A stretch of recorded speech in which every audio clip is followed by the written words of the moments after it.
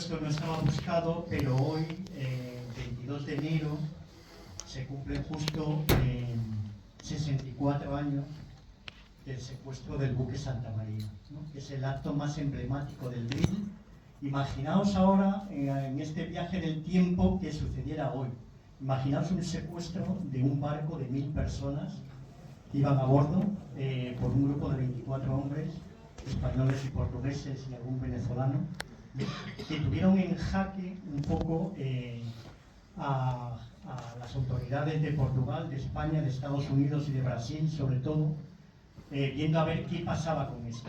Hay que tener en cuenta que la base de muchas de las actuaciones del drill era, podríamos decir, dar la impresión de que eran mucho más de lo que eran. Es decir, esto se refleja muy bien en la investigación que hicimos, que tenéis a vuestra disposición en PDF en el Centro Memorial Víctimas del Terrorismo, pero había una preocupación muy importante de las autoridades españolas y portuguesas porque la propaganda del drill y de los elementos antifranquistas y antisalazaristas decían y daban la impresión de que eran muchos comandos que iban a actuar en España, que iban a invadir, que iban a hacer una especie de sierra maestra en España o en Portugal, ¿no? Entonces, por lo que hemos investigado y hemos visto en los documentos de las embajadas y de la policía, había esa preocupación creyendo que tenían mucho dinero, que tenían muchos hombres y que iban a hacer actuaciones muy importantes. Entonces, después de ver la primera oleada de bombas en el año 60, en febrero, y luego la que causa la muerte de Begoña Udroz, y luego este secuestro impresionante, las autoridades se preocupan mucho, ¿no? Y empiezan a movilizar sus tentáculos y sus habilidades policiales y políticas, ¿no? Y de todo esto hay reflejo en muchos documentos que hemos investigado y otros que desgraciadamente no hemos podido acceder porque todavía sabéis que hay problemas con las leyes de secretos oficiales y no se puede acceder a todos los documentos que quisiéramos, ¿no? Se van a ir abriendo poco a poco en los últimos 50 años, o sea, todo lo que tiene más de 50 años se está empezando a abrir más, pero todavía hay muchos documentos que no son accesibles. Y el sumario este de Begoña Udroz está desaparecido, ¿no? ¿Hay una mano negra? Bueno, yo creo que no, porque también si nos ponemos en la época, y hace muchos años, no era infrecuente que los sumarios desaparecieran o se llevaran a casa y luego se traspapelaran, podemos decir, ¿vale? Y la otra gran incógnita que se esboza un poco aquí, se esboza un poco más en el documento, ¿no? Que siempre también está presente cuando se habla de este grupo, es la presencia de infiltrados policiales, ¿no? Sabéis que es una constante también de la PIDE, de la Policía Política Portuguesa y de la Policía Española, que todos los grupos de oposición que había en el exilio, ellos intentaban tener confidentes e infiltrados. Unas veces eran confidentes infiltrados ideológicamente afines, otras veces era simplemente por el nombre, ¿no? Hay sospechas de que había algo de esto en distintas etapas, pero no podemos decir o concluir de modo tasativo que el drill siempre estuvo infiltrado por la policía y que conocían todas sus actuaciones. Yo creo que esto no hay ningún documento probatorio. Por más que hay algunos integrantes del drill que en algún momento colaboraron con él, e incluso uno de los que intentó luego incorporarse al drill es Eloy Gutiérrez Menoyo, en principio era un combatiente afín a Fidel Castro, que al final acaba formando parte de los combatientes anticastristas, pero no hay tampoco un cierto documento que nos indique que en la época que formaba parte de lo que se llamaba el Ejército Español de Liberación, que iba a integrarse en el drill, que ya colaborara con las autoridades del FBI o de la Policía Española. Pero bueno, que sepáis que eso lo expresamos en el informe y que está ahí, como sospecha que planea ahí y que todavía hoy es objeto de debate. Sí, bueno, cuando habla Manuel de esbozar. Es verdad que el documental, pues, al final da para lo que da, por duración, pero bueno, yo siempre creo que es la primera vía o una vía muy, muy interesante para enganchar a la gente a temas, ¿no? Y el que sepa mucho del tema pues echará en falta muchas cosas, echará en falta muchas partes, pero yo creo que la mayor parte de la gente normalmente cuando ve este tipo de documentales pues ve cosas que no conocía, ¿no?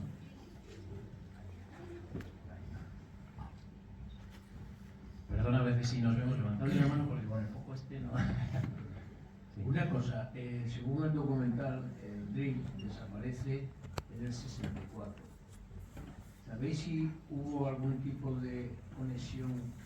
En aquel tiempo ETA ya jugaba con ETA, los del drill. Bueno, Manuel va a responder muy bien a esto. En principio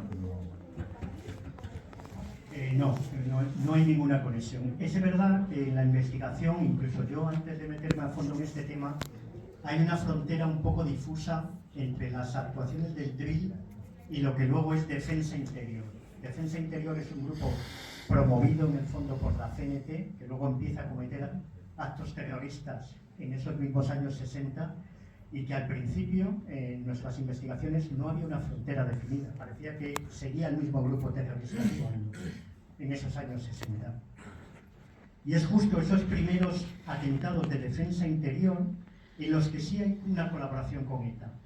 En el atentado de Ayete, cuando Defensa Interior decide colocar una bomba para cuando va Franco a veranear a San Sebastián, sí que pide una ayuda a ETA para poder pasar los explosivos de Francia a España.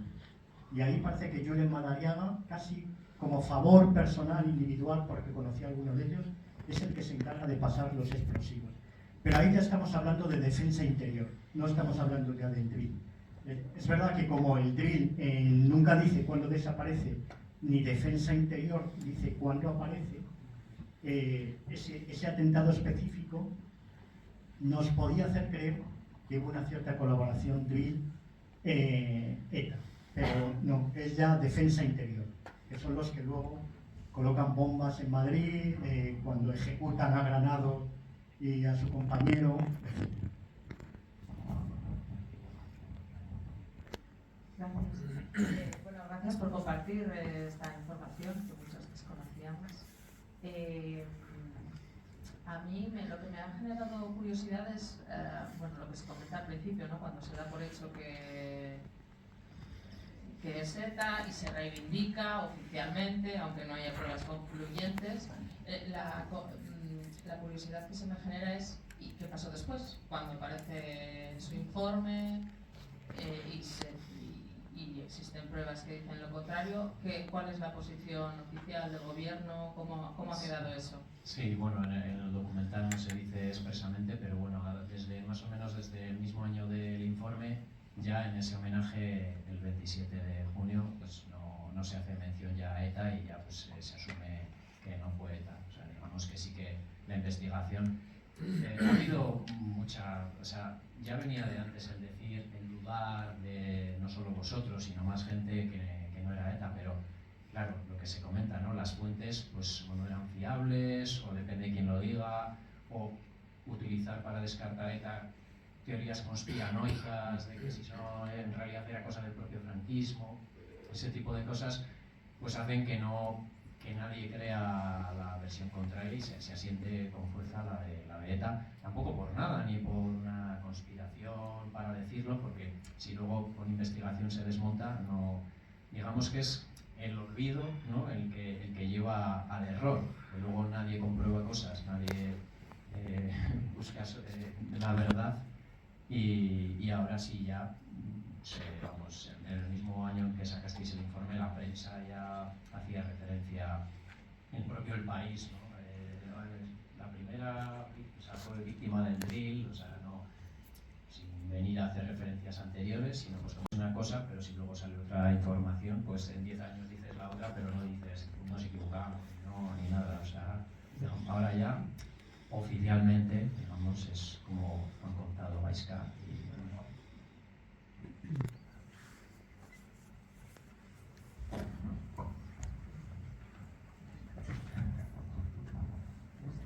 Bueno, en primer lugar, felicitaros por el trabajo, que es espectacular, y la verdad es que la película está muy bien hecha y nos ha tenido en vilo, con lo cual mi enhorabuena.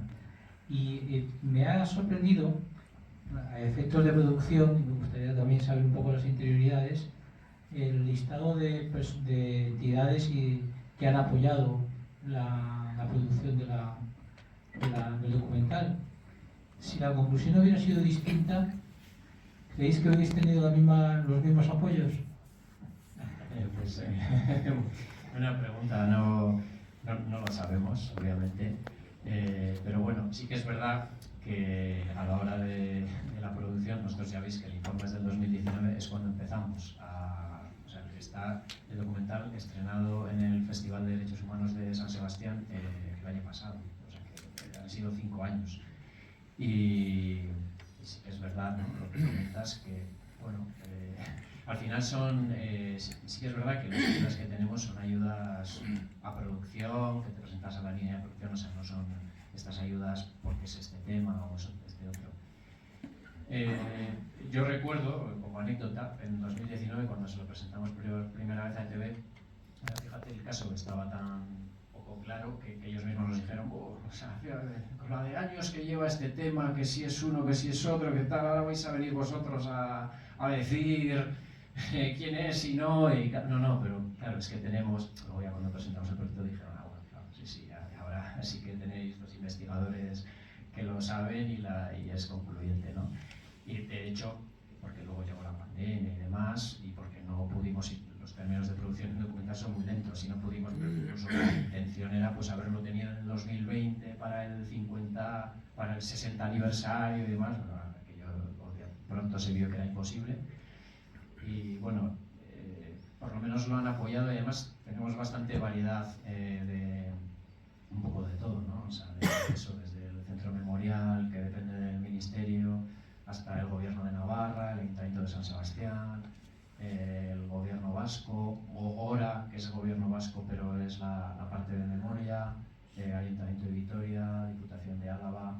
O sea, sí que hay muy pequeñas, no es la mayor parte, pero bueno, sí que ese respaldo también, algunos poniendo muy poco y otros más, pero sí que también, bueno, respalda un poco la calidad, digamos, de la investigación, más allá de la calidad del documental, me guste o no, pero bueno, yo creo que el documental sí que es bastante concluyente en ese sentido.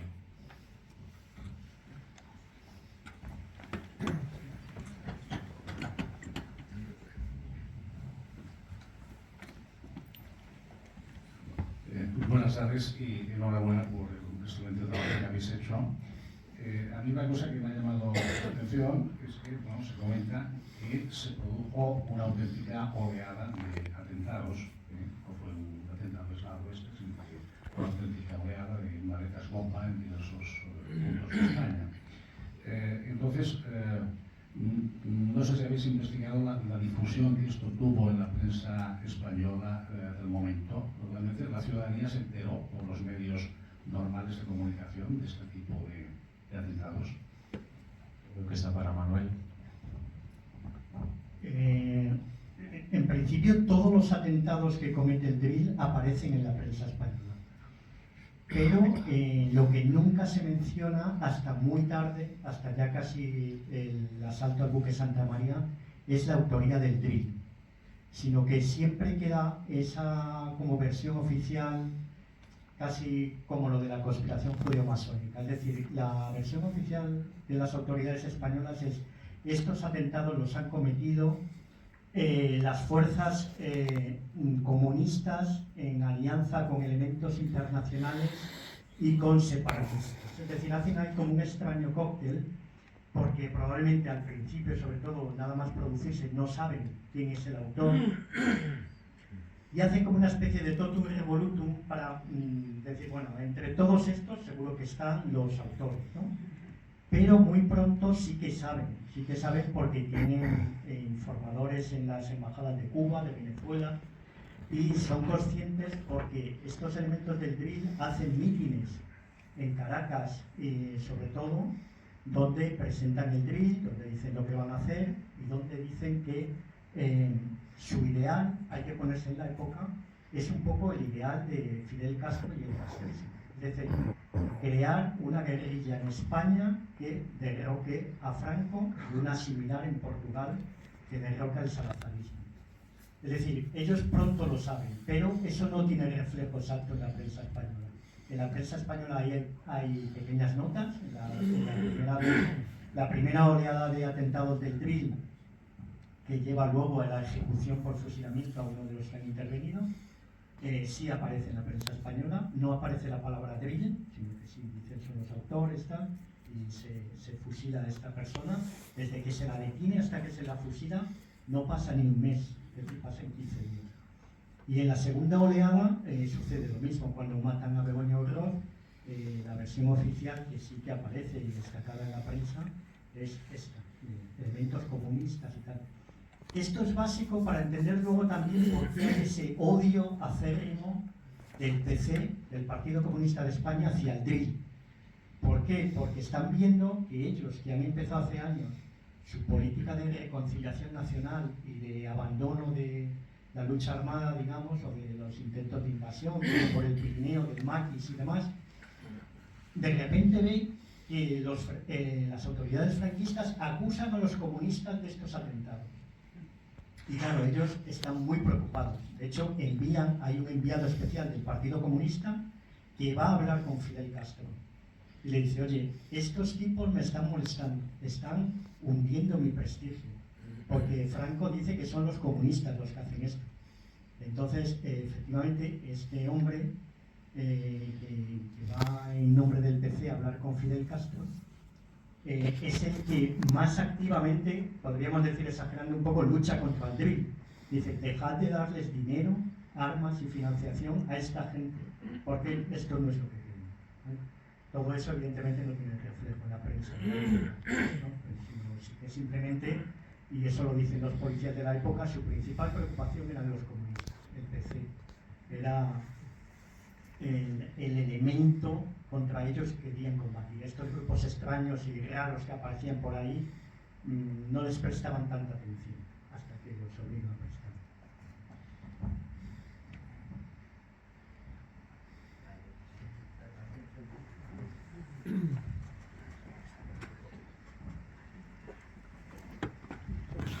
Hola, muchas gracias por explicar esta historia. Y quería hacerte un par de preguntas, Aitor.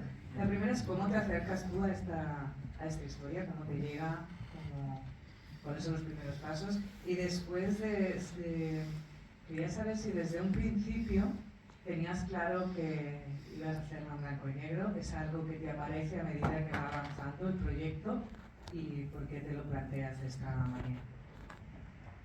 Pues gracias por la pregunta.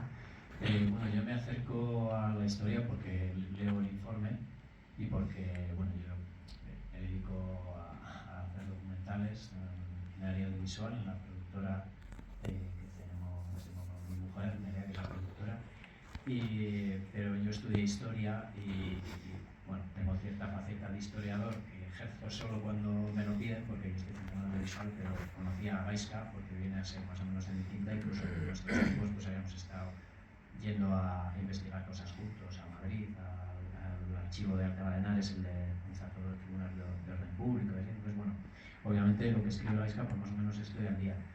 Y pues hay muchas historias de las que escribe Gaisca, como las que escribe Manuel, que dices, pues esto para un documental, pero luego pues, que tenga, es difícil aterrizarlo y que historia, que tenga un hilo, entonces claro, ideas, pues prácticamente todo lo que escriben es carne de documental, pero en este caso sí que lo vimos más claro que podía ser. Y respecto al blanco y negro, no. O sea, de hecho, que luego lo hace difícil, ¿no? Hacerlo blanco y negro porque lo rodamos en color. Y sí que es fruto del montaje. Y a nivel narrativo vimos que funcionaba mejor. Incluso hay algún miembro del equipo que decía, tenéis que haber dejado en color. No, eso de funciona bien, yo creo, cuando son secuencias separadas. Pues una secuencia, se ve mucho en películas, una secuencia de repente en blanco y negro, pero no, aquí tenemos a los entrevistados que aparecen mucho en este documental, salen mucho de ellos, claro, incluso intercalados en secuencias, o sea, narrativamente no funcionaba. Y el blanco y negro lo hacía todo mucho más uniforme. Pero claro, este tema no había nada, ni imágenes de archivo, ni fotos, ni nada. Teníamos papeles, teníamos documentos y teníamos que inventarnos lo demás. Desde el principio, eso sí, habíamos elegido con Nayel Ibarrola, que es el que músico, el que hace las ilustraciones, le viene de artistas, él es nieto de Agustín Ibarrola y es famoso.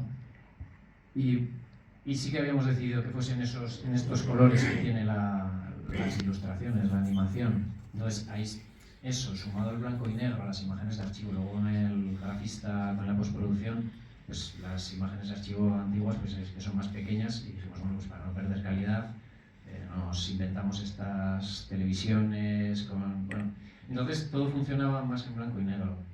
Y lo que sí que cambiamos es pues de formato, ¿no? Por ejemplo, de Portugal pues está en Scopel, o sea, así que jugamos que cada secuencia tuviese su formato académico, digamos, ¿no? de técnico.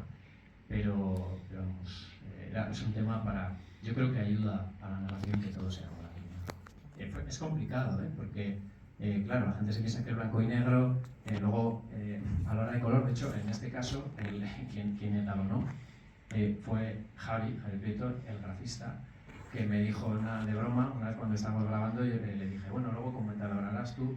Y me dijo, yo no voy a etalonar este documental en absoluto, a mí no me líes. Pero claro, luego tenía tantos elementos a la hora de, o sea, que lo etalonó él. O sea, porque la gente se piensa que es quitarle el color y demás, o sea, y además pues, tiene un blanco y negro bastante particular, y así, es muy complicado, o sea, pasar color a blanco y negro y tiene su fotografía, su talonaje.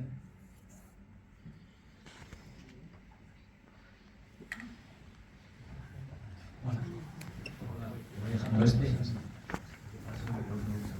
Yo tenía una pregunta antes de pasar. La familia, muchas gracias por el documental. ¿Y la familia de la niña, cómo tomó el cambio, ¿no? de autoría del atentado? O sea, ¿apoyó el proceso de investigación y los resultados, o de alguna manera el hecho de cambiar la autoría generó mucho conflicto en la familia? Bueno, como habéis visto, la familia no quiso intervenir en el documental, o sea, eso de entrada. Es decir, que es un recuerdo que no, por lo que sea, hay muchas víctimas del terrorismo, aquí hay personas que lo saben mejor, que no quieren participar a veces en esta rememoración. Como habéis visto ahí, sí que es verdad que cuando empieza todo este proceso de declarar como Día de las Víctimas del Terrorismo, el día que muere Begoña Groz, coincide con que se hace un homenaje en Lasarte a la familia y va la madre que todavía vivía, y etcétera. Es un momento muy emotivo y claro, todo este proceso se hace pensando que ha sido ETA, ¿no? Y a ella se le da el reconocimiento y se hace todos estos actos pensando que ha sido ETA. ¿Qué pasa cuando de pronto aparecen todas estas noticias sobre el DRI? Pues no tenemos a ciencia cierta una respuesta clara de ello, ¿no?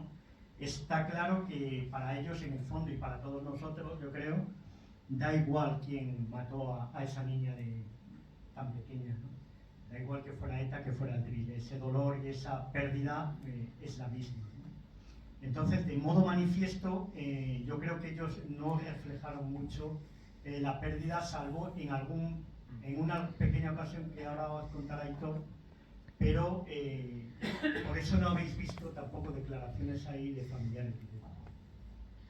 Sí, o sea, nosotros vosotros también, o sea, la familia sí que ha estado informada en todo momento, pero eso, era muy duro para ellos. O sea, de hecho, en guión estaba, o sea, porque ya veis que cuando elegimos tiramos por los expertos, salvo en el caso de Mireia Ayub, que nos parecía familiar, nos parecía importante su testimonio, y luego también el tema de Begoña, sí que ella, John, el hermano, que después de Begoña llegaron dos hermanos que la siguiente le llamaron Begoña también, o sea, se llama igual, eso tiene que ser complicado lidiar con ello toda tu vida, llamarte como tu hermana mayor fallecida.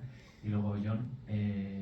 Y John de primeras estaba muy cansado de este tema y no quiso. Begoña sí, Begoña nos dijo que le diésemos tiempo, lo que pasa es que es verdad que luego en el rodaje, según nos metíamos en la historia, vimos que era mejor que no saliese. O sea, de hecho ella no lo ha visto todavía porque, bueno, no ha querido ir a las proyecciones por dolor. Sí que han ido amigos de ella, o sea, cuando le hemos invitado a ella, pues han ido gente conocida, han ido amigos y demás, pero ella es un tema complicado. Ella luego, por ejemplo, Gaizka, sí que ha estado con Gaizka visitando el Centro Memorial de Víctimas del Terrorismo, hablando con él, o sea que bueno, con la familia se ha contado, pero es complicado.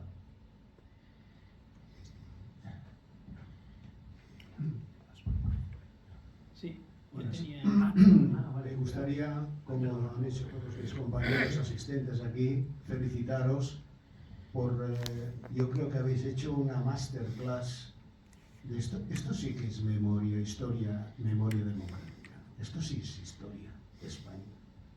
Hemos aprendido mucho, yo el primero, tenía mucha idea de todo esto. Mi pregunta es la siguiente. Yo me ha sorprendido el tema que no conocía yo de Santa María, del secuestro del transatlántico americano. O sea, Estados Unidos, sale el presidente de Estados Unidos hablando de este tema. Esto es importante.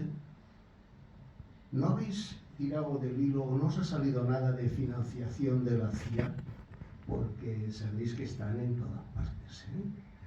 Con el drill, aunque parezca un sinsentido. ¿No habéis tirado de este hilo o no os han venido flashes de esto? Sin entrar en conspiranoias, simplemente.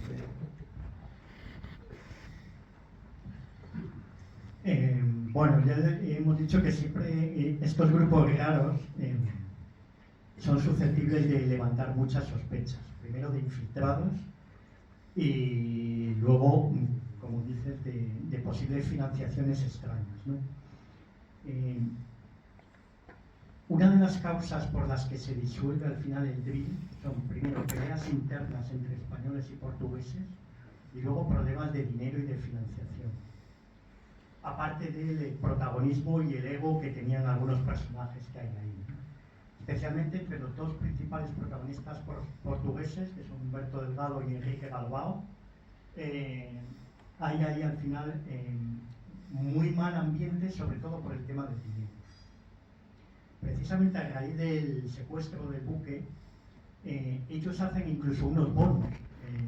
Yo estuve en el archivo de la migración en Galega, en Santiago, y hay ahí bonos que emitieron por 50, por $100, que empezaron a distribuir para financiarse. Son unos billetes muy bonitos, que sale el buque Santa María, y tú podías ir a comprar esos bonos y apoyabas a la causa del DRIL, ¿no?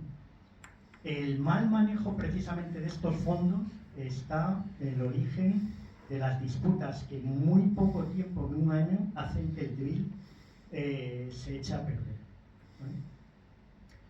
Es cuando se van a Europa muchos, a Toulouse, a Lieja, cuando los detienen, cuando se desarticula el grupo y luego ya empieza a operar, digamos, la rama portuguesa del DRIL, que ya no se llama DRIL, ¿no? Que secuestran uno de los primeros secuestros de un avión de las líneas aéreas portuguesas, que lo secuestran para lanzar propaganda, luego el asalto al cuartel de Bella y otras historias, ¿no?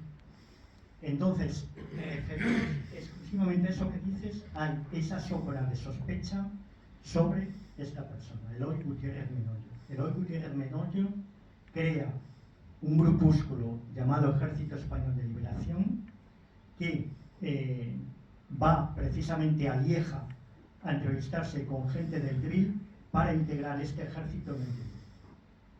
Allí misteriosamente les detiene la policía belga a todos. El interrogatorio y todos los datos de esa gente llegan misteriosamente a la policía española, muy rápido.